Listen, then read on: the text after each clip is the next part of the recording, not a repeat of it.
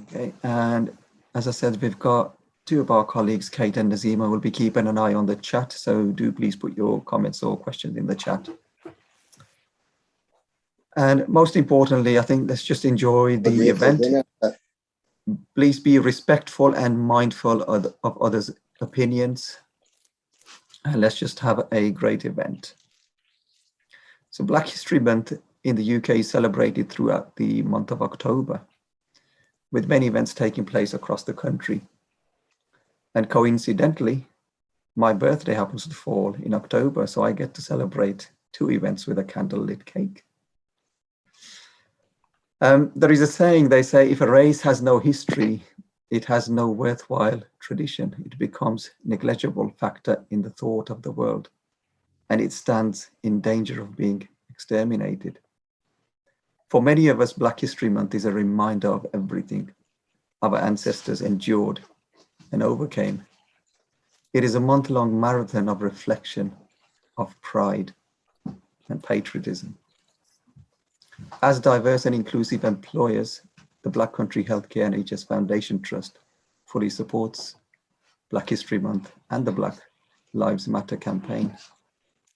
As a result, we are hosting this event to celebrate and recognize our Black colleagues and their efforts, not just over the past 18 months, but well beyond, in recognition of the disproportionate impact that the COVID-19 pandemic has had on our Black and African Caribbean colleagues.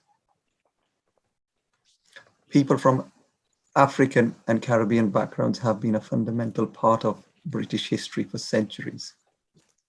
However, campaigners believe their value and contributions to society is often overlooked, ignored, or distorted. Most schools still teach a history curriculum which focuses on traditional events and the achievements of white figures.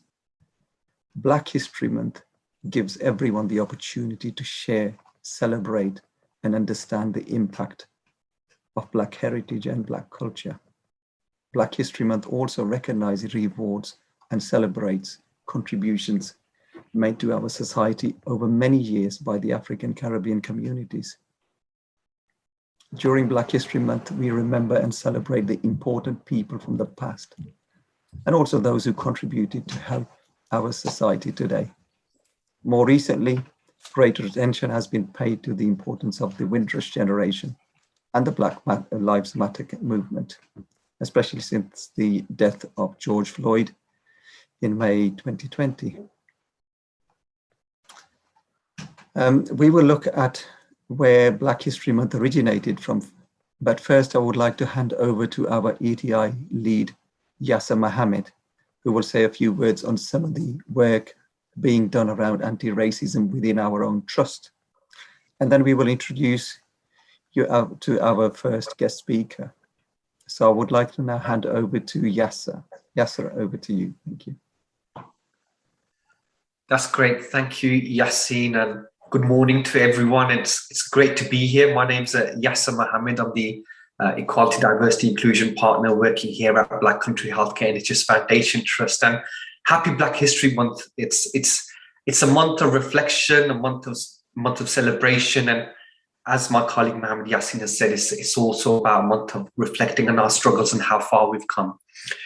So as an organization, let us reflect back in terms of our approach at Black Country Healthcare NHS Foundation Trust around COVID-19. And what we found was that there was a disproportionate impact of COVID-19 on our Black African Caribbean colleagues, especially over the age of 50, who had underlying health challenges. So what we did was that we put in a number of sort of programs of work to protect our Black African Caribbean colleagues. One of the things that we did was the risk assessments and redeployment risk assessments. So anyone that we thought was at risk would be redeployed into a different area of our organization. So that went really well, and that continues. We've also looked at putting in place a program of work called the Race Code, which is a plan that enables us to be an anti-racist organization. And let us not forget about the Black Lives Matters and the death of George Floyd and how that impacted all of us. I remember speaking to one of our colleagues, and a strong Black woman, and she was distraught and pain because of the fact of what had happened. And she had a young son of 19 years of age, and we really shared that moment together in terms of the impact that had, the death of George Floyd had on her and her family. So as we move forward with that anti-racist approach, our trust made a anti-racist statement. So our chief executive, Mark Excel, immediately made a pledge and made a statement out to 4,000 plus staff in our organization. And what we said was that we would not tolerate racism in any shape or form. Subsequently, we've secured some training around anti-racism practice as well. So 4,000 staff will be receiving that training quite soon as well. And as we move into communities and some of the work that we're doing in communities has been around COVID-19, and my colleagues, Mohammed Yassin, Nazim Eskopri, both ethnic minority community development workers, led on a number of work around vaccine hesitancy and talking to communities about COVID-19 and how they can remain safe out there. So that's been a great amount of work around that. Also, my colleagues, David Stocks, who's a suicide prevention community development worker, and Stevie Chand, who's the LGBTQ community development worker, has been working tirelessly in the community around COVID-19, around developing sustainable partnerships and sort of developing that sort of cohesive working with third sector organizations as well. So we've all been through this and we still continue. But today is a event of celebration. And one of the things that I'd also like to say is that our organization has recently launched this workforce equality, diversity, inclusion strategy. And that looks at working with our colleagues across the system and also the communities that we serve. So our work continues. And if anybody would like to find out a lot more about our work, then I'll put that up I'll put my contact details in the chat, and please feel free to contact me. But it's a great event. I'm looking forward to it. And I'd like to now hand you back over to Mohammed Yassin, my colleague, and it's great to be here, everyone. So thank you for joining us. Over to you, Yassin. Thank you very much, Yasser, for kind of giving us an update as to what some of the work that is taking place within the trust around anti-racism. It's really good to know that as a trust that we are moving forward in trying kind of tackling anti-racism. It's good to know. But today is really about us coming together and celebrating this great event. And a few years back, I was fortunate enough to travel to South Africa and also crossing over into Namibia. And I had firsthand opportunity to experience the different cultures, the different people and the traditions. And it was an amazing experience, one, I will never forget. And we stayed, I think, just under 2 weeks on the foothills of the Spitzkoppe mountain. It's a small village there. So it was an absolutely amazing experience for me. And the culture is just absolutely amazing. And that's what we really want to kind of talk about, share about the culture. So before we move any further, I mean, where did Black History Month originate from? I'll just give you a brief history, and I'm sure most of you know anyway. So known as the father of the Black history, Carter G. Woodson was born in Virginia in 1875 and was the son of a former slave.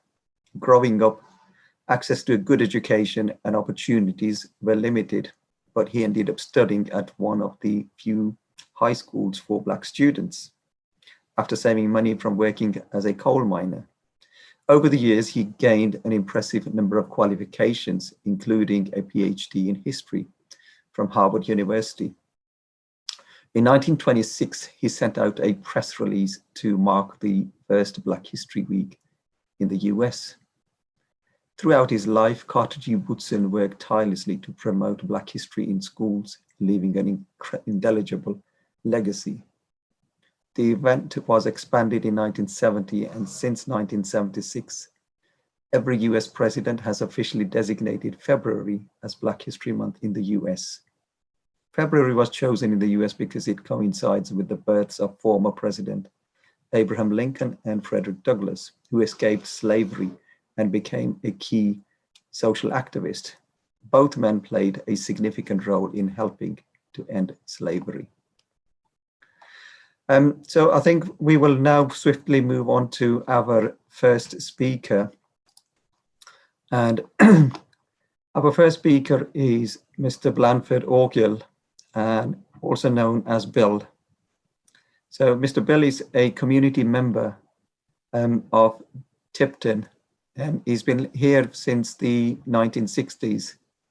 And I'll really hand over to him to kind of share his journey as to when he first arrived here in the UK back in 1960 and the struggles that he actually went through and hear it from himself. And then some of the challenges that he faced when he arrived here in the UK, and has anything really changed since when he first arrived in the UK? So, Mr. Bill, I would like to hand over to yourself. Can you hear us okay, Mr. Bill? Loud and clear. Oh, brilliant. We can hear you loud and clear as well. So there's quite a number of people here in the audience, and we really look forward to hearing your journey, what you have to say, and a very, very warm welcome and a thank you for being here with us. Thank you very so much, and good morning all.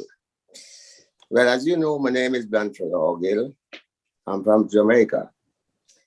I got married on the 16th of April, 1960 in Jamaica.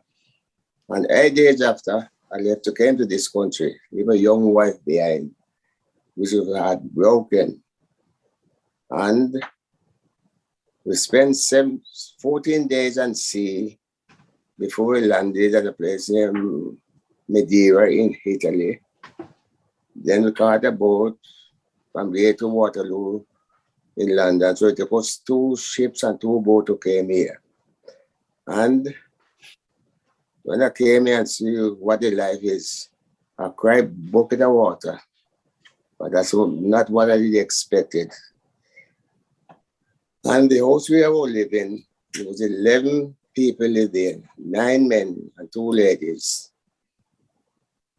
And there was 1 toilet for everybody, and the toilet was outside. Winter, so we got to go outside in it. And I got to tell the truth, what's happened. We used to have a bucket in our room as a mini toilet. But, you know, everybody couldn't use the toilet at the same time. And you cannot beat nature. And if nature come and you want to go at the same time, you got to relieve yourself. So we all got a little bucket to help ourselves. And the condition was bad. It was, the bed clothes were dirty when we went there. I was there for 2 months and never changed. There were 3 men on the bed, head and tail like baby, and 1 on a single bed. So 4 men in the room. And there's 1 4-burner gas cooker for everybody. And I was the youngest among the lot. And some of the morning, and even we were trying to cook little rice and black-eyed peas. The landlady, she was a wicked woman. She also got up, took her saucepan out of the fire, put it aside, and she used the 4 burners. And we couldn't say nothing. And I am ashamed to say it, sometimes it's pop and dry bread we got to eat to keep us going. And not long ago, one Saturday morning, I got up. And he says to me, I got to leave his house today. I says to him, when I was living in a place named Princess End, one of the most racist places in Tipton. And he says to me, I got to leave the house today. I said, I don't know nobody here. He said, that's my responsibility. I've got to leave his house. And luckily, the man who was buying the house from is what a white man, Dan Gibbons. He came to the same and I said, Mr. Gibbons, are there any room to let? He said, yes, we got one in Hemley Road. And they moved me the same day. But I never liked the place, couldn't contain. And the 3rd week I said to him, If you got in that room, have you got a room in Tip and say I got a box room that my wife never come up with. And he moved the same day. And I lived with him for 7.5 years until luckily I got somewhere for myself. And going back before that, in the 60s, I remember I was at a bus stop on my own, and this white chap come toward me with a knife. I would say the blade about 8 inches long. And he come toward me, I said, oh my God, that's the end of my life. You wouldn't know the soul about. And I look on the ground, I saw a piece of brick and I pick it up. And he came and I held it up and I said, you come, I'm going to hit you with it. And he came within 2 meters from me. And he stared at me and I stared at him. And he turned back. So without that brick, perhaps I wouldn't be here talking to you this morning. So it was really, really rough. And my last job when I was work, facing beans for in Tipton.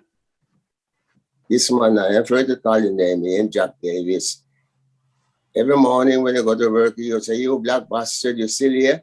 Uncle Enoch soon ship you back home. And that was a daily routine. But then we got nobody to complain to. So it was really, really hard back in the 60s when we first come here. Then the amount of black in Tipton, you could put them on one hand. So we were really, really abused. But we ride the tide and more or less we see a better part in life now. And with our children going to school here, I know the race is still about, but them days, there was nobody to talk for us. But as I just said, it's still about, but most of the time, it's swept under the carpet. But it's still about, but we're looking for better days. And you can't live off the past. The past is all gone. So we got to think about the future and try to build a better future for ourselves and our children and grandchildren and great-grandchildren who's coming behind us. Whenever back home, my mother said, you can't gain off the past. Try to build on the future. So that's what we are black senior citizens trying to do. Yes. Thank you for that, Bill. Really, really appreciate you sharing your kind of journey. Yes. With us as well, and it is to some degree it is quite painful as well, obviously, to kind of imagine some of the things that you went through when you first came here, as you explained yourself as well. But I mean, just going back to the times when you first came here and to current day, and I know you've done a number of documentaries as well for the local media stations as well, around your journey. And you've got a lovely family here as well. You've settled down in Tipton. But do you think anything has changed in current day? Slightly, but as I said, what's going on now? It's been swept under the carpet. Mm-hmm. But even the street where I'm living, I was the first black person to come on the street, and it is with a teacher woman was going around trying to get petition to get me out the street just because I was black. Mm-hmm. I wasn't suitable in there. So what we went through in the early days, telling these youngsters they wouldn't believe us. But it was eternal hell we've been through. And the past is the past. So we got to aim for better days. But what's happened, we cannot forget. And so then I got to pass it on to my children and grandchildren, what I've been through to what it is now. What that racism, I was a syllable, but it's not as bad as when we first come back here in the 60s. So things are changing, but at a very, very slow pace. Very, very slow. Mm-hmm. But there is still a lot more work to do, obviously, and I think obviously as communities we need to come together to try and eradicate racism, in whatever form it exists. Yes, right? It's going to be hard, but we all got to work Absolutely. for the same object. And Mr. Bill, what is your message of the youth today and communities here across the Black countries and obviously wider region as well? You know, for future, how do we come together to kind of eradicate and move on? Well, we all got to try and pull on the same work, pull at the same rope, pull in the same direction. Don't try to one pull east, west, north, south. Aim for better days. And I knew if we all aim for that, it can happen. It might take a few years, but if we all aim for the same object, you know, it's will happen. And again, coming back to it, them days when we first came here, as I said, no black children was in school, but after we started having children and go to school and they mix with the white and the Asian and everybody. So more or less, the chip isn't most on the young, it's most of few of the older one them. But we had to say we all got to work and try to educate them and let them know you shouldn't hate a person by the color of the skin. But under this color of skin, the same, take a pin and stick you and stick me, a white, is same blood. So the one is skin deep. So you shouldn't really hate a person for what he look like. Well, we all got children. And I hope and pray one day, it won't be in the near future, perhaps not in my lifetime, but I hope one day I pray things might come a lot better than what it is. So we're working towards it, but we still got a hell of a lot more work to do. Absolutely. Well, let's hope and pray that we can see more change, you know, within your lifetime as well. And then, you know, we can maybe in another year, couple of years, come together here again and say, you know what, we have seen, we are moving in the as communities. And I think it's a really, really beautiful message that you've just given out, regardless of, you know, we all got different color skins. We're all different. Okay. We come from different communities, but we're all human beings. We, you know, that we should still come together as one. That's right. To confront racism and any form of racism.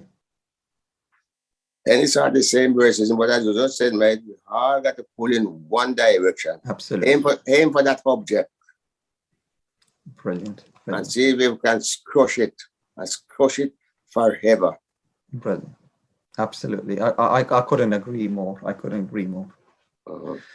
Well, thank you very much for being part of this event, Mr. Bill. Really appreciate you being here, and it's really an honor to kind of have you here on this event and sharing your journey with us as well. And anytime in the future you want me, I'm available. You know, when one of my speakers says that, I do hold them to that. So I will hold you to that, and I will make sure you bring you back to another event. Make sure I'm alive, though. You will. and I'm sure you will see many good positive changes coming within our communities across the Black country. I'm looking forward to that. And I'm sure we can take your message forward and learn from that as well, especially, you know, new generations as well. And we can pass on that message of hope, message of unity, and unite people together. Yes. And that is what we were trying to promote. Don't look on the skin. That's on the skin deep. Think about the future and look ahead for better days. Brilliant.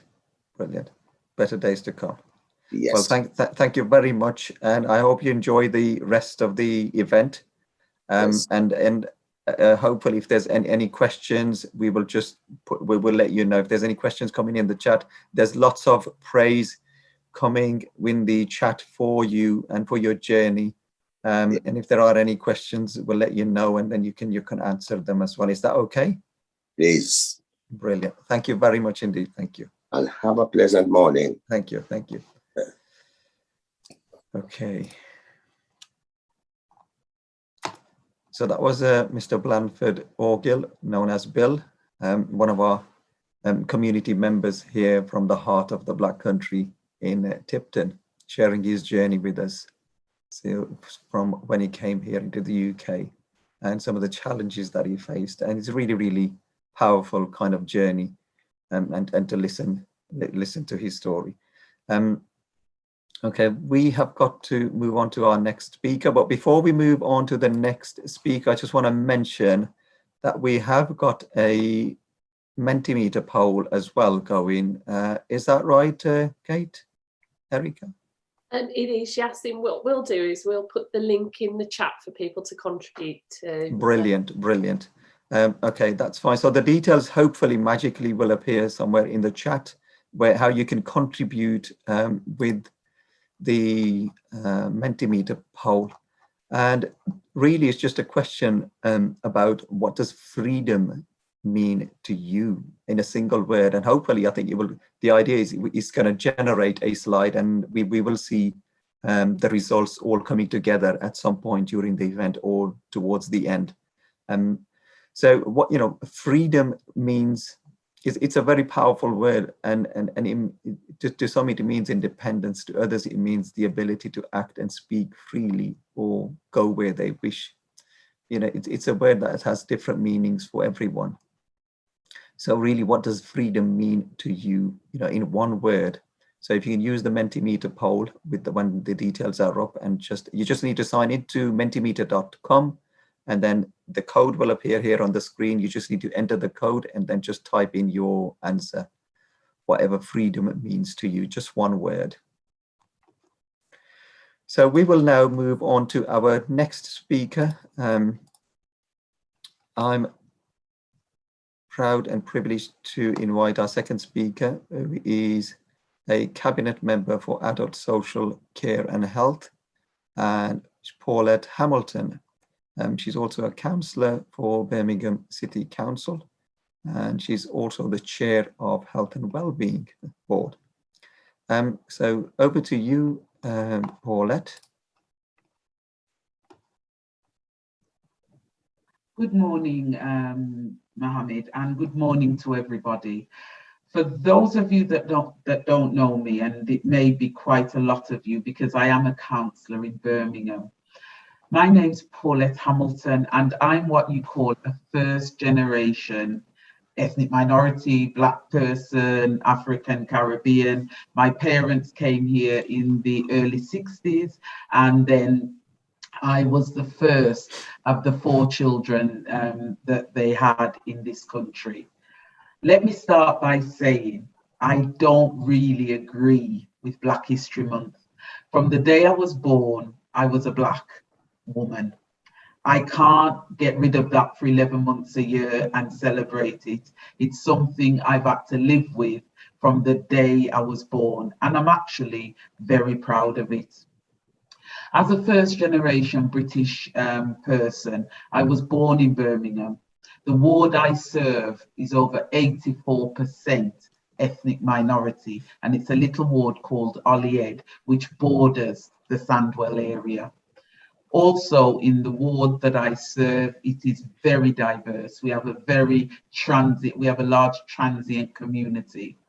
Many of the older people knew me from the days when I grew up in Answorth because it's a part of the Answorth area.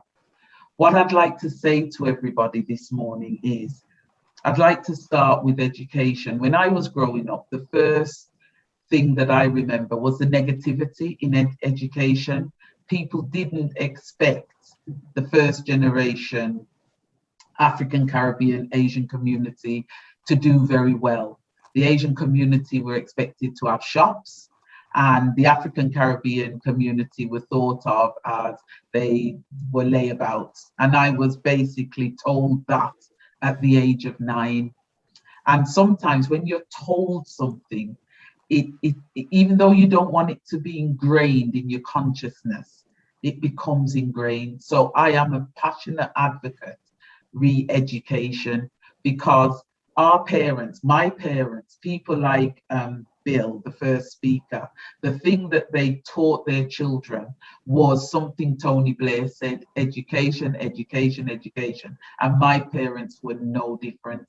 But at the age of 9, the teacher in the school I was in didn't even know if I could read, because what they did, they sort of put me to one side. So even today, I believe that goes on with young people. So as adults, we have got to ensure that the education system is serving our young people. We do need to do a lot of work in this area around education, because it's something where our children are suffering, and I know it's an area that I suffered in. I don't believe, and this is a personal view, that we are anywhere near where we need to be in this equalities agenda, because COVID-19 absolutely showed me as a cabinet member that if you are from an ethnic minority group, especially the Black, African, Caribbean and the Asian communities, you were worse served during COVID-19. Most of these people were in jobs that they had to go out to work. They were the least protected. And at the beginning, as most of you saw, these were the groups of people that the BAME, I don't like BAME, BME community, that these were the people like me, that were dying from COVID-19. Many of our highly qualified people were able to study they were able to go straight home. They had laptops, they had all the equipment in their houses, and they were able to protect themselves. But our taxi drivers, our bus drivers, our train drivers, our nurses, our doctors that had to be out there in the pit face, they were the ones that were from the ethnic minority communities, and they were the ones disproportionately affected during COVID, to the extent where the level of fear that was in the community, it was unbelievable. Now, as my journey continued, I became a nurse, because at school, although I was well educated and did really well, the only options for me were being a nurse or being a secretary, I think they mentioned, and the thought that I could be a teacher did come into the agenda, but it was predominantly those three professions. Being an engineer or anything like that was not thought of. When I went into nursing, I went into nursing as an enrolled nurse with the qualifications to do registered nursing, but was not offered a registered nurse place. I was offered an enrolled nurse place, which I did it, and then within 18 months, I was able to convert over. But it was tough. So everything you were doing, you had to fight. Now, something else I want to say at this point is, people need to understand that where you're coming from is not where you'll end up. I always had a big mouth. I was never quiet. I always hated injustice. Never understood that I would become a politician, because all I wanted was fair play for all. So even as a nurse, the work that I did was representing nurses towards the end to ensure that they got what they needed. Now I'm going to come back to COVID. People talk about fear during COVID. That fear has now led to a great deal of hesitancy. Because if you're in a community and you're seeing people dying around you, and then all of a sudden, you feel as if no one cared, no one showed you the level of compassion that others were getting. And then you were told you've got to take a vaccine, even though it's the right thing to do. You are going to question it. So if you are not given the education, the support, the guidance early enough through your communities, through your community leaders, and through others. So you are able to understand what you're having and why you're having it. It is going to bring a level of hesitancy. And what we did as a country, we knew it was predominantly Black and Asian communities, even though the white communities were hesitant. And what did we do? We started calling them names. You know, people who don't take the vaccine must be stupid. You know, COVID idiots. You know, wrong, because what you do, you isolate people, you put a label around them, and you are not teaching them that if they do something, why they need to do it. As a Black community, we have had history. You know, I didn't know that the Queen of Sheba was a Black woman until I was grown. And that's because in schools, you are never taught about this. I was taught about Henry VIII. I was taught all sorts of things in history, but I was never shown any sort of Black or Asian history. My mom and dad thought this was the motherland, so they would never allow anybody to say anything negative about the UK, because the UK was seen as the motherland. Then recently we had the Windrush. So for me, what I'm trying to say is it's not enough for people to say things are changing. We need to see the evidence of change, because during my journey, it has been a fight. Nothing has been easy. Nothing has been easy from the day I was at school.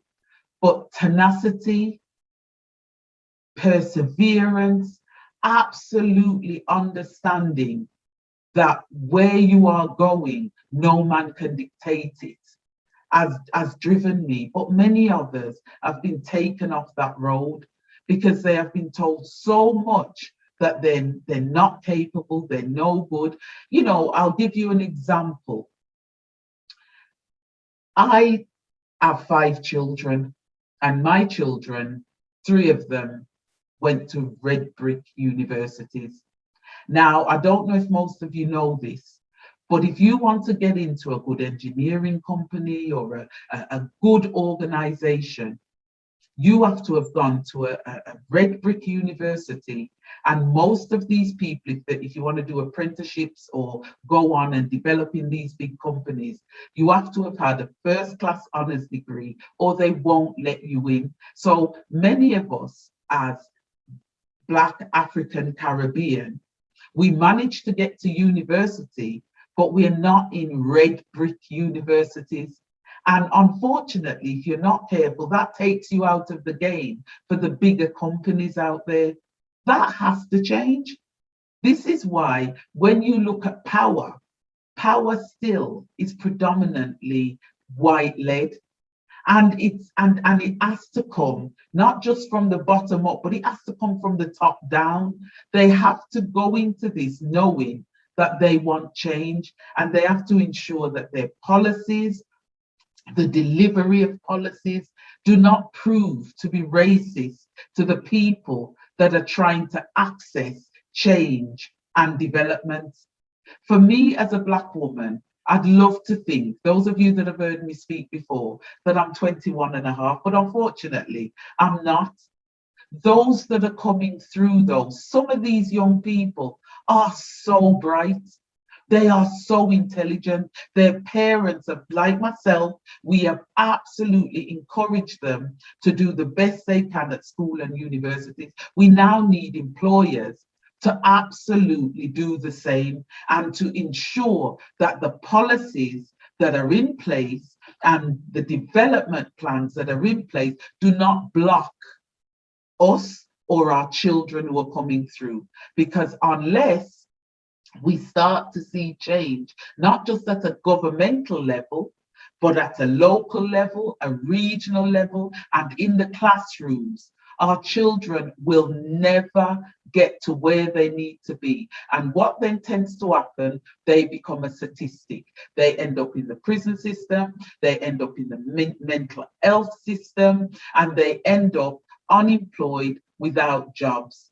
And this has to change. And this is why I'm saying I don't actually support Black History Month in the way that it's done, because as Black and Asian people, this is our reality 12 months of the year. Now, to end, because I know that you guys have a lot to get through.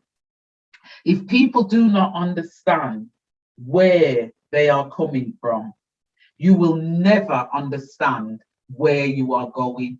And this is why it is so important that we understand our history, we write it down, we share the stories, we tell the stories, and we ensure that we don't repeat what has gone on in the past, because we make the same mistakes time and time again. Now, I'm going to stop there because Mohammed will tell you I talk too much. So on that note, thank you all very much for listening to me. And I will hand straight back to Mohammed. Mohammed, thank you. Thank you very much, Paulette. And I think on this occasion, I wouldn't have said that you talk too much.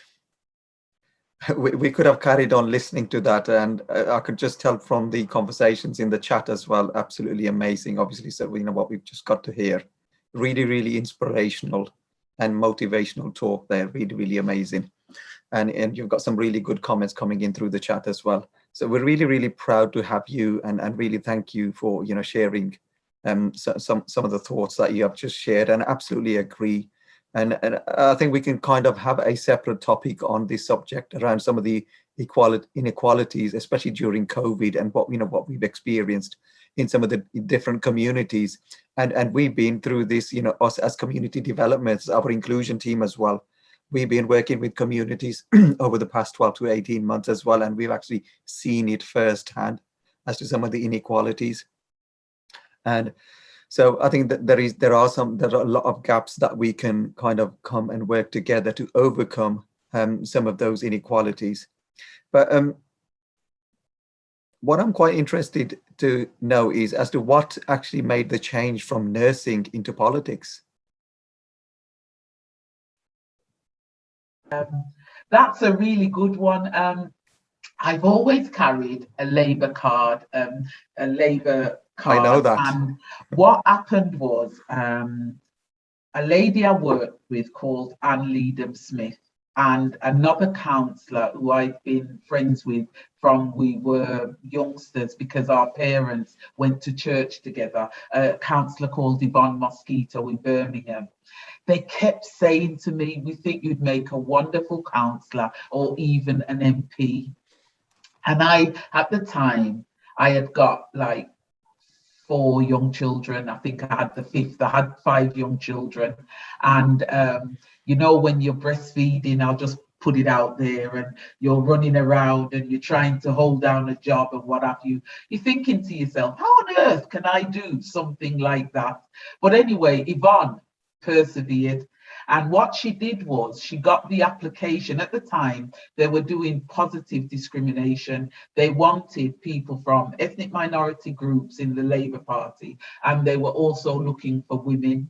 So what Yvonne did at the time, and I'm eternally grateful, and I'll give her the credit for this, what she did was she printed off the forms for me, and she brought them down to the house, because at the time we lived about 6 houses apart.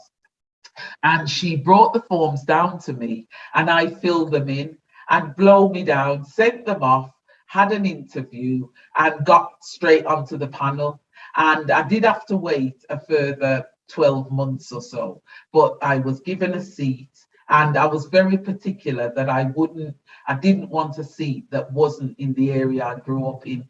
But fortunate for me, a seat did come up, and I applied for the seat, and I got selected by the members for the seat, and then became a local councillor. And I'm telling you, when you first enter the council house and the weight of what you have just done, is resting on your shoulders. It is a massive feeling when you first enter Birmingham City Council and you think, this is a city of almost 1.2 million people. At that time, I was serving well over 18,000. Now I've got 11,112, something around that.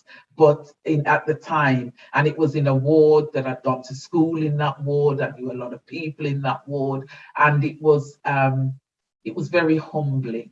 But that's how I initially became a councillor. I did have to do a lot of fighting in this role, but I felt it was worth it. I felt that this was where, I'm a Christian, this is where God wanted me to be. And so I gave up a really good career and became a full-time counsellor because I felt I could help the community I served. And my mom always has this is my mom saying, it's not her saying, but she always says to me, she says, never do anything for money. Do it because you have a passion for it and the money will follow. She always says that to me because she said, if you're just working for money, you have nothing to sustain you when it starts to go wrong. Thanks. Brilliant. Again, just amazing. Thank you for that, and really appreciate it. That's fine. Again, thank you very much for being with us. And I know you have a very, very busy schedule, and you've taken the time out to be part of this event.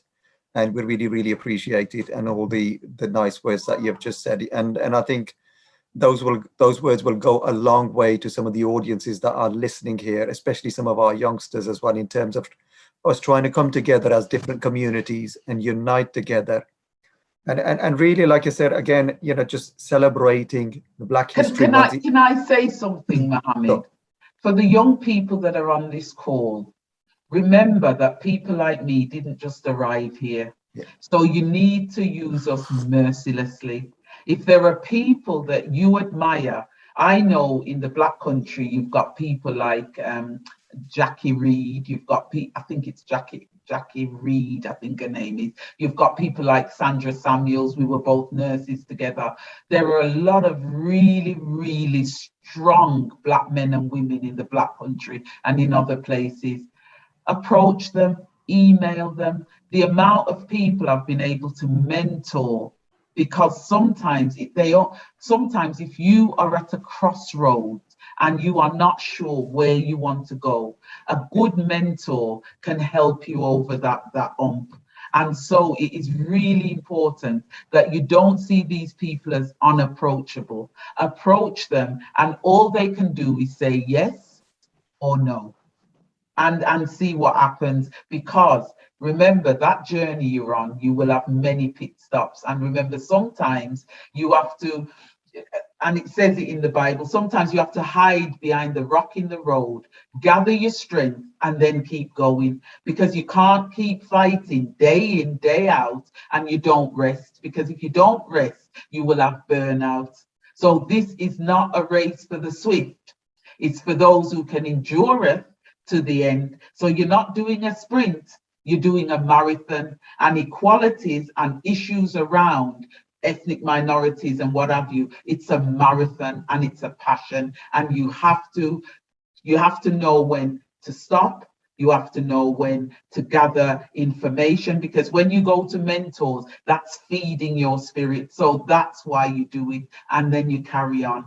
So I hope that's helped, but it's things that I've learned in my journey, and it's what's made me who I am today. And can I say, Mohammed, for all those on the call, block out the noise.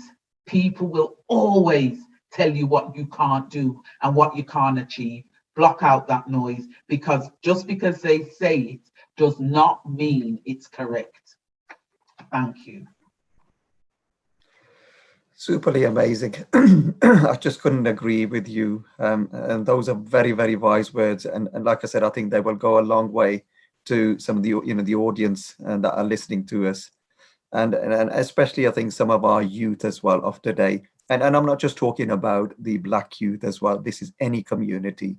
It's about you as to what do you want to achieve in life? What do you want to be? What sort of a role model do you want to follow? And there are some great mentors. Like I said, it's sometimes you have to get up and go and be mentored and find that special person who you can kind of lean on, approach. And like you said, you have to go and find that person. There are lots of really good people, inspirational people across the Black Country and Birmingham as well, you know, within the Midlands, that we can go and approach and seek guidance.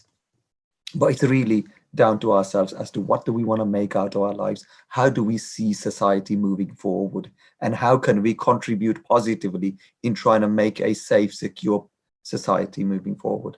So I just want to say thank you very much, Paulette, for being here today again. Really, really appreciate your support and, you know, taking the time out to be here. We will, I think you've kind of in a way already introduced our next speaker. And because I do believe we may have Deputy Madam Speaker, Mayor Sandra Samuels on board. So I'm just waiting to hear. Have we got Sandra? Yes, I am here. Oh, brilliant. So yes, well, you've been I was hoping I was going to introduce you, but Paulette has already introduced you. Yeah, as he's a very, very, very good friend of mine. So so I'll just do a quick introduction of Deputy Mayor Sandra Samuels, OBE. She's the Deputy Mayor for the City of Wolverhampton. She's also a recently retired NHS Senior Manager at QE, Birmingham. She's also a community activist for the past 35 years. A former cabinet member with portfolios in public health and well-being, adult social care and corporate governance. And she currently represents the Ettingshall ward in the city, following a by-election, which happened, I think, about 12 years ago, if I can remember correctly. Yes. So a very, very warm welcome to you, Deputy Mayor. And we're really proud and privileged to have you on board. And again, thank you for taking the time out to be here from your schedule. And really over to you to kind of give us some wise words and share us your journey. Right, I will try my very best to follow that. Paulette is an extremely good friend of mine, and we've had fairly similar journeys. So I just want to say at this stage, good morning to everyone. And I want to just take this opportunity to thank Mohammed for inviting me to come along today. Black History Month. The theme of this year, which is 2021, is proud to be. And I'm hoping that I can do the presentation justice. I'd like to honor the past as I talk through my presentation, celebrate the present, and inspire, hopefully, the future. And then just mention very briefly where I'd like to see myself. But I'll start by giving a quote. And the quote is a Marcus Garvey quote. And what it actually states, Mohammed and audience that are logged in this morning, is that if you have no confidence in self, you're twice defeated in the race of life. With confidence, you've won even before you have started. Marcus Garvey also said that a tree without roots, if you are a tree out there and you haven't got any roots, you're really not going anywhere, right? And that is what, for me, Black History Month means. So, you know, here we are, yet again, as Paulette says, another October month talking about Black history. So when the word Black history is mentioned, to me, I think Windrush, I think Black Lives Matter, I think George Floyd. And I think I will come back to the question about what does freedom mean? So you've mentioned earlier on, Mohammed, I've been married for 40 years. I am one of 6 siblings, second generation African Caribbean. Both of my parents came here from Jamaica. My dad in the 50s, late 50s, and my mother, 1960. I myself was born in Jamaica, so I joined my parents. My grandparents looked after me until I was 10, and I joined my parents here at the age of 10, myself and my 2 sisters. So went to junior school or primary school when I came to join my parents here in England, Wolverhampton, and then went on to senior school, trained as a nurse, and then went on to university, which I was successful in gaining a first degree, and then I did my master's, my MBA. So I'm just thinking back now. So 40 years married, doesn't have any children, 40 years service in the National Health Service.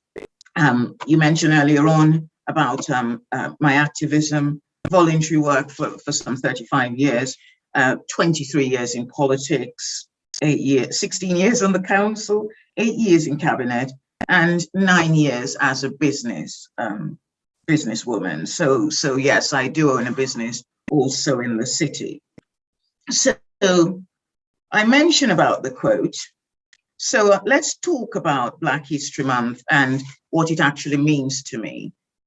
So back in 1998, and I will give you a Wolverhampton perspective, because obviously I was brought up in Wolverhampton, moved out very earlier on when I went to university, but married, lived in Stourbridge for 5 years and then came back to Wolverhampton. It was my home. It is also where both of my parents lived and my husband's parents. I got married at the age of the tender age of 23.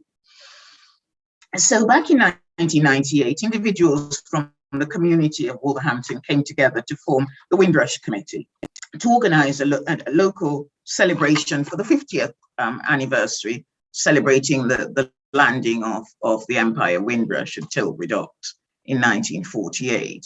The committee in Wolverhampton came together, senior policy officers, equality officers of the city council. We were then successful and we pulled the organization together and organized and celebrated in Wolverhampton. So the first Black History Month in Wolverhampton was celebrated in 2000.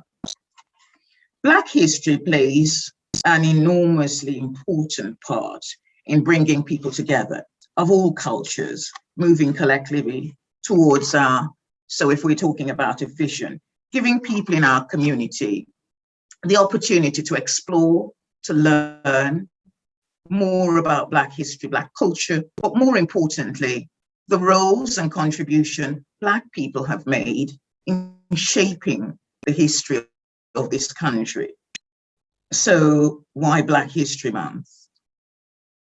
We the people see Black History Month as a means of encouraging and studying of Black history education throughout the year. The Black local history and cultural archives, which we actually have in Wolverhampton, and I think it's been going for about 7 decades, and it's an opportunity every October to be able to reflect and look back at what's been done and how we've contributed. So we ban this term Windrush around. So there may be people in the audience who are at this moment in time who are not familiar with the term or have heard the term but really haven't thought about it in a deep and meaningful way. So Windrush refers to the period when Caribbean people emigrated to Britain on the ship Empire Windrush back in 1948. What many people didn't know is that the Windrush ship was built in Germany, was launched December back 1930. Its original name was the Monte Rosa. It was a barracks, that a troop ship. So during the Second World War, it was captured by the British forces and renamed the Empire Windrush. After the Second World War, the government realized there was a need to fill the shortage. And you mentioned some of this earlier on, Mohammed, in your opening speech. British state-run services like the NHS, London, the railways, British Transport, and London Underground, a large number of workers and their families from both Europe, elsewhere, so we talk about the Windrush generation, we talk about people coming to this country to fulfill the call to rebuild the country. But we had people from both Europe and elsewhere, such as Hungary, Ireland, Poland, Italy, and the Caribbean, also India and Pakistan, fulfilled Britain's call and came to work. So going back now to 1948, the British Nationality Act of 1948, and this is how we assess whether things have changed or not. So the British Nationality Act of 1948 gave all Commonwealth citizens free entry into Britain, and this encouraged immigration to rebuild the mother country. Only, Paulette mentioned it before, and I think the gentleman that first spoke, only the streets were not paved with gold, as we were told, or there was no milk and honey. A lot of people, when they came to this country, experienced hostility, resentment, and structural racism. And I think when we ask ourselves what has changed, we are down the road some 50 years plus since Windrush, and we are still battling and grappling with institutional racist organizations and still trying to work out how we address some of these challenges. We've come a long way. And I said it earlier on that I will mention about those that have gone before me. And I sit here and salute our pioneers who have paved the way for us, people like me, and for whose shoulders we still stand on. So how do we then, as Black and brown people, contribute? We've contributed much to this society, but the difficulty here is, Mohammed, as I talk through this, is that even though we've contributed to this society and the development of this country, the voices of people that have contributed seems to appear as if they're still silent. It is not something that is promoted. So I always say, if you do anything out there, you know, and I'm talking about here, I'm talking about the economy, I'm talking about education, I'm talking about health. We have to talk about the contributions, and we have to promote self. We have to recognize and support, whether it's research, whether it's business. You know, Black people have contributed politically, economically, socially, and educationally. But we still have struggles like the criminal justice system, like our race policies, like our race, for me, I call it race propaganda, because what we seem to still struggle with is how we, as Black and brown people, say, do you know what?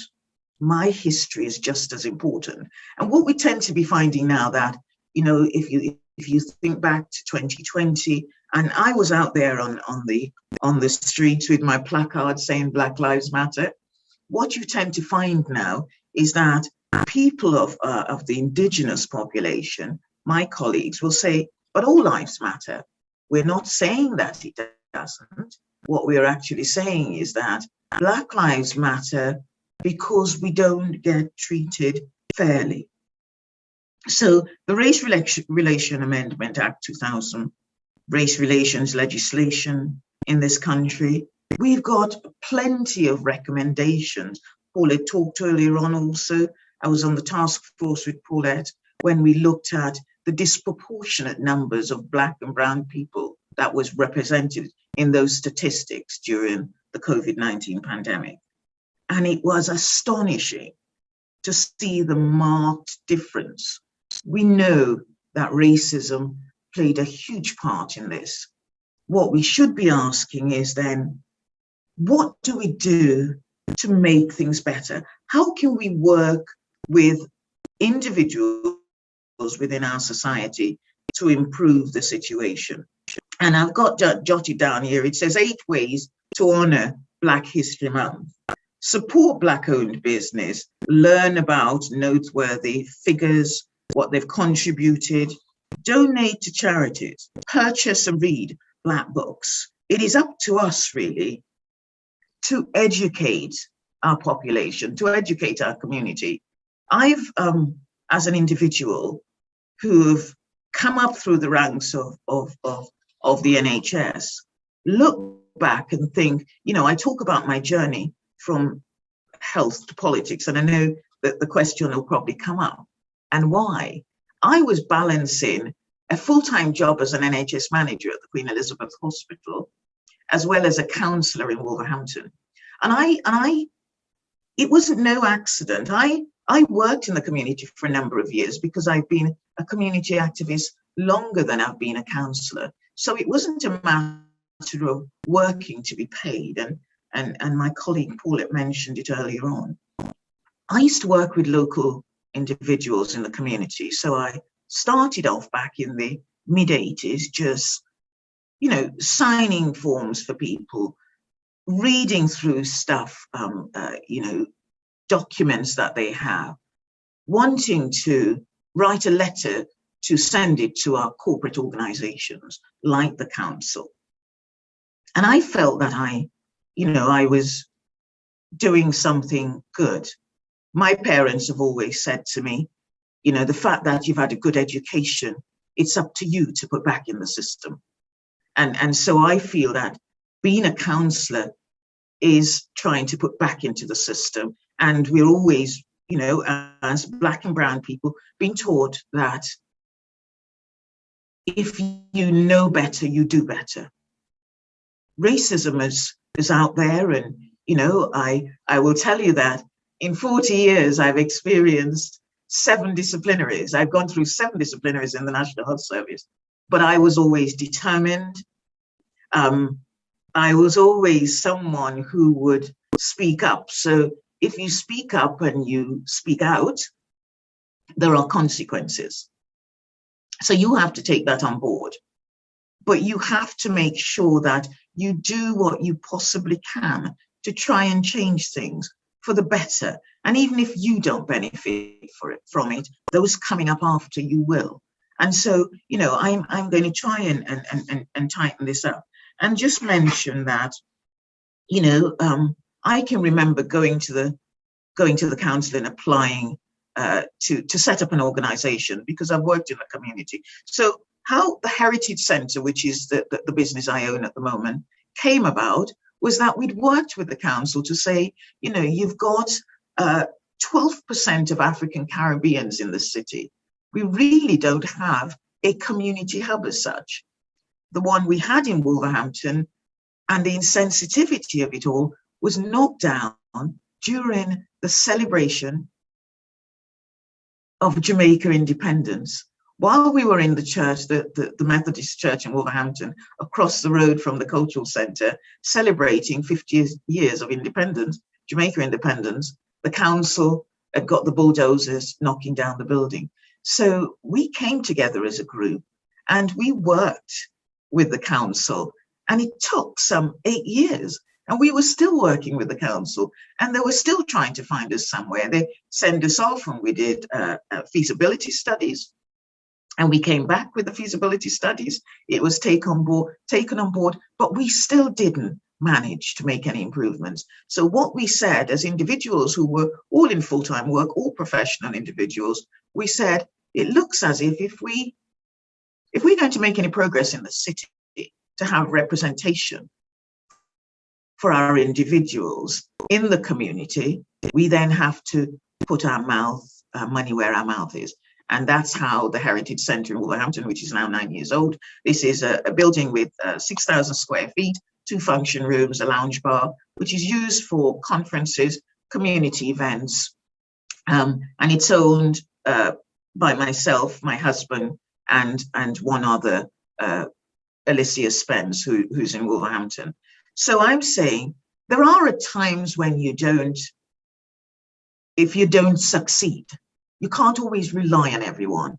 If you have a grant and you have an organization like the Culture Centre we had, once the grant runs out or money gets tight within the council, what then tends to happen is that these are the organizations, and I call them the organizations in our very deprived communities, that lose out. If you invest, and you have to invest in your future, and I say that to young people, I do a lot of mentoring. I always say, if it means enough to you then invest in it. You invest in your education, you invest in your community.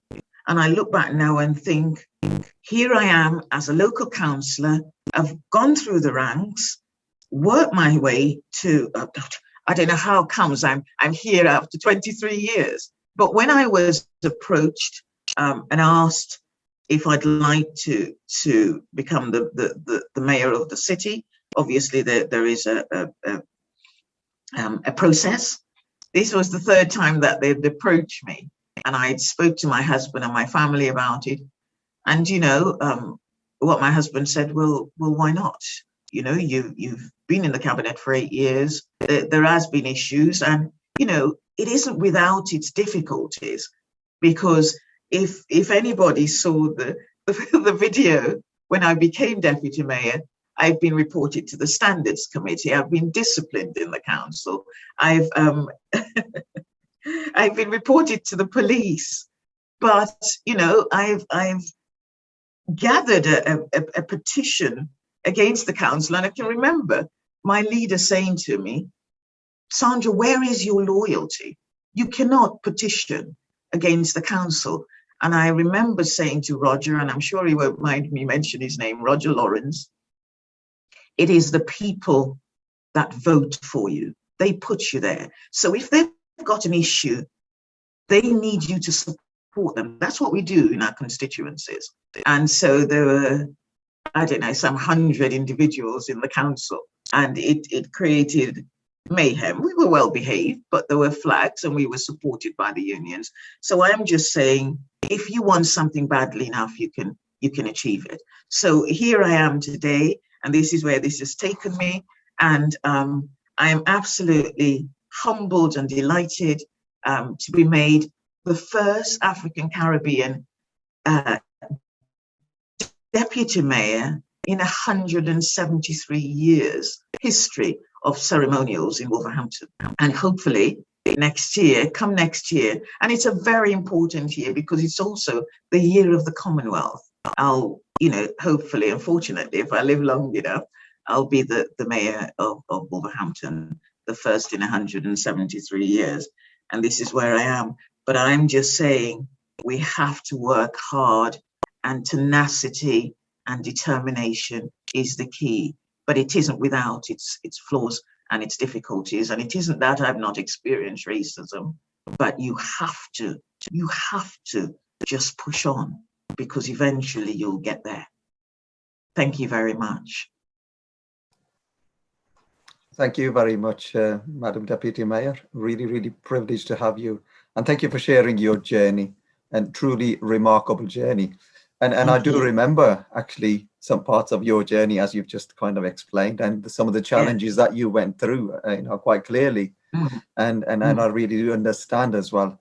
And like you said, I think the key thing is, you know, if you really want something badly, it is really up to you to stand up. And sometimes it's not just about yourself as well. Sometimes you have to think about others as well, how you can be a voice for others, you know, those who are underrepresented. And obviously you have done that nicely and quite successfully in your role, you know, moving on from nursing side, obviously. A voice for the voiceless, I always say. A voice, absolutely, yeah. A voice for the voiceless. Voice for the voiceless. Yeah. And I know there are many people who kind of look up to you as a role model as well, in terms of what you have done, what you've achieved, and kind of being that voice for others in your capacity as a mayor and as a councillor as well. And hopefully, you know, we look forward to you being elected as the mayor next year. And hopefully, I'll kind of hold you to account, and maybe we can invite you again to another event next year as the mayor. I'll be delighted to come. So, I'll be delighted.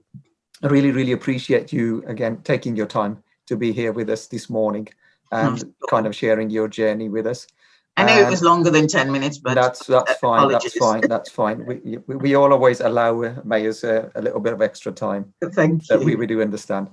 So thank you very much, Sandra. Really appreciate you being here. There may be some questions coming through the chat. I'm not too sure because I haven't had a chance to kind of look at the chat. Happy to answer. But there may be. We have got a small question and answer session towards the end. I'm just looking at the time as well. We were hoping to go into kind of small breakouts sessions, but that to kind of just touch down a bit more on the topic of freedom and what it means to you. But what may be easier, I'm just trying to get some opinions here from my colleagues, is maybe we just kind of go into the Mentimeter poll and just see where we are with the graphic. And I think so, yes. Yeah. Sorry, it's Kate. I just think that we give an opportunity for people to ask our inspiring speakers some questions. Yeah, so we will kind of move into the last, because we've got about 10-15 minutes. We'll do a quick Q&A session. And how is the Mentimeter poll coming along? Erica, Kate, could you share Mentimeter for us, please? The details are in the chat for you folks, for the Mentimeter poll, and it's really just kind of, you thinking about what does freedom mean to you. So just if you just type in, go onto mentimeter.com, put in the code, and then just type in one word, what does freedom mean to you? And actually we've had some results coming in, so some of the answers that have come out, that's really, really nice. Autonomy, choice, independence, opportunity, contentment, dignity, thought. So some of the words that are coming through. So if you haven't already taken part, please just log into, you just go at the top where it says www.menti.com and just use the code 60329498 and then just put your answer in there. It's so simple, that's all. And we will see some more answers coming through. So really now, we've got about 10-15 minutes, cautious of the time. So the floor is really down to the audience. If anyone's got any questions they want to put down to any of our speakers, if you want to add, if you want to contribute, please raise your hand and we will come over to you. Just going to take a couple of photos. Sorry, and if Nazima is on there as well, I don't know if there's any questions in the chat, Nazima.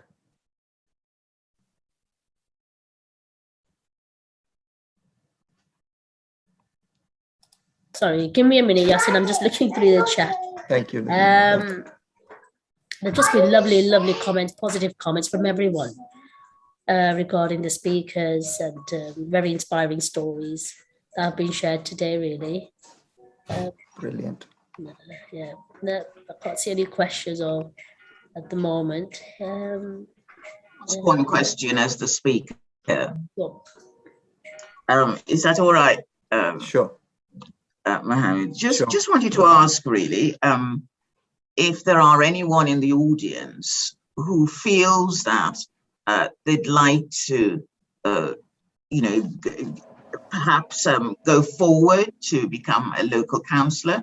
A local councillor is a representative and someone who represents your community.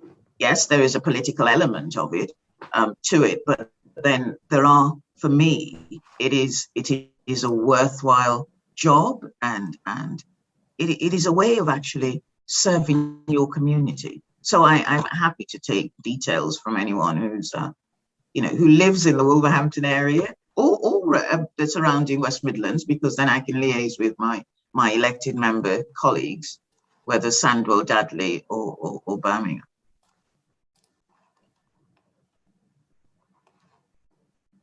Because remember, you have to be in it in order to be able to change it.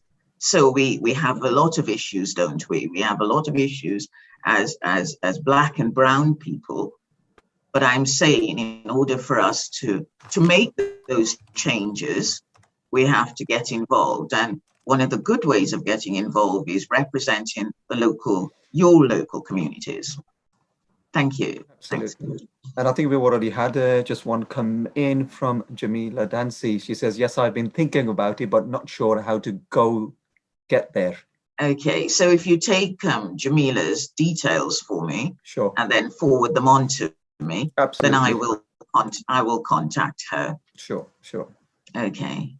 I've just put my email address. Well, most of you, you will all have my details anyway, but I've just put my email in the chat as well anyway. So if anyone does want to get in touch, I can put forward any of the details to any of our speakers, or if you've got any questions, or if there's anything else around the event or anything else, feel free to get in touch with myself or any of my colleagues for that matter.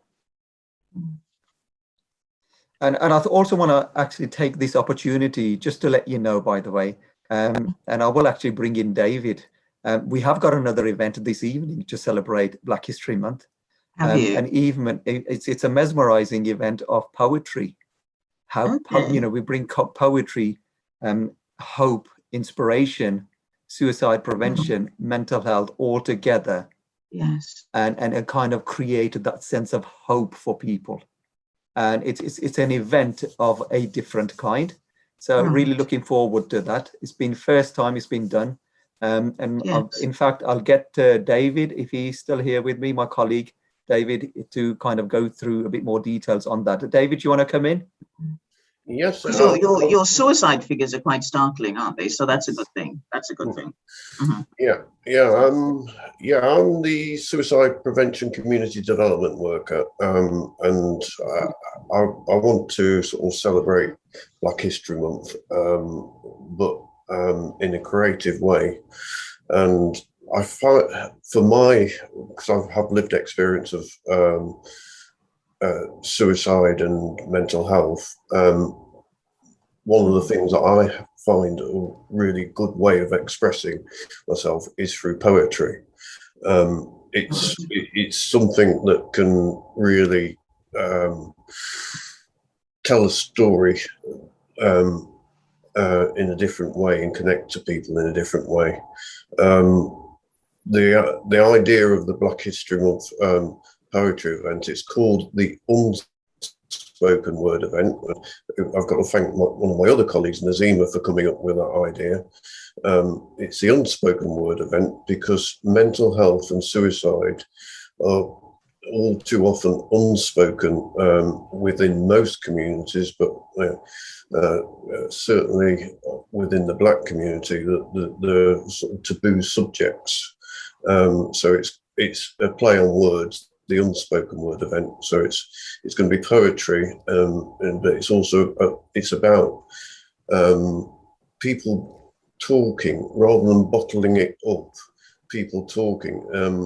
75% of suicides are not known to services, so it's getting people to talk, to open up, and chat. Just to go around, check on a friend, make a cup of tea, have a chat. And talk and open up. And the idea of the sort of Black History Month spoken word event is to sort of promote what the barriers are within the Black culture to accessing mental health services, but also to inspire hope and to encourage people to talk. And it's going to be a very informal event. There's an open mic session. There's some poetry submissions, and we want to create a poetry collection as an output from the event, which can be used to promote well-being within the Black community after the event. So it's an event with a difference, and hopefully it's going to be nice and informal. You don't have to participate, you can just listen, but it promises to be a great event, and it's from 6 till 8 this evening. Fantastic Black poets on board, and it should be really, really good. So I hope you can join me. We'll put a link in the chat for the event. So if you could, if you want to come along, sort of click on the link and sign up. It'd be fantastic. Thank you, and thank you. And thank you for speakers. I'm just totally awestruck. The stories are just amazing, absolutely amazing, inspiring, and the way you hold to your beliefs and hold to your opinion is just it's right. It's essential that you do that, and I'm so proud that you do that. So thank you for that. It's really inspiring. Thank you, David, very much for that and update. And the details have been put in the chat as well. Anyone wants to register, you can still register for the event for this evening. So Definitely. I've also put my email in the chat as well. So my email is in the chat. So please do get in touch with anything. I just want to hand it back. I think we're coming towards the end. If you haven't got any questions, hand back to Yasser to say a final reflection on the event, and then hopefully we'll do some closing remarks. So Yasser, if you're still here, over to you. Well, let me just say it's been an amazing event. And some of the stories that we've heard, truly inspiring, and personally they've motivated me as well to sort of carry on with what I'm doing. And I think that's just been such an amazing event with so many great speakers, and that's all I can really say. Yasin, I'm pretty moved by our speakers, and I really thank everyone for their time. So it's been an amazing occasion, and one will be remembered. And looking forward to the next year's event. But let's celebrate throughout the year. Absolutely. You know, let's celebrate our achievements. Let's move with this. It's been brilliant. Thank you so much, Yasin, and I'll hand back over to you. Thank you very much, Yasser. Thank you. And I just want to kind of echo what Yasser has just said as well. And also just to kind of say thank you to all our guest speakers, Paulette, Mr. Bill Bogle, who has left us because he had an appointment. So he has sent me a text message as well to say, you know, he apologizes that he had to leave early because he had an appointment. But I will pick up a conversation with him later on as well. Anyway, I've had many conversations with Bill, a great gentleman. And I want to thank our Deputy Mayor, Sandra, for being here again with us as well. And really thank you to everyone here on this journey, on this event, you know, for joining us this morning. It's been an absolutely amazing, a really good insight into listening to the speakers. And it's been absolutely amazing. It's been great. And it's been a great experience as well. You know, I have hope that if we got to know our neighbors who are different from ourselves, we would see them as human beings first. Yes. You know, we won't experience true freedom until the freedom of others doesn't threaten our own. So again, thank you for joining us today and making this event a special event. And it's only by everyone coming together with your contributions that we can make our events bigger and better. Thank you to all the staff as well, for all my colleagues, Nazima, Kate, Erica, Yasser, David, and everyone else who's made this event successful and who have been working tirelessly behind the scenes to make this event a special event.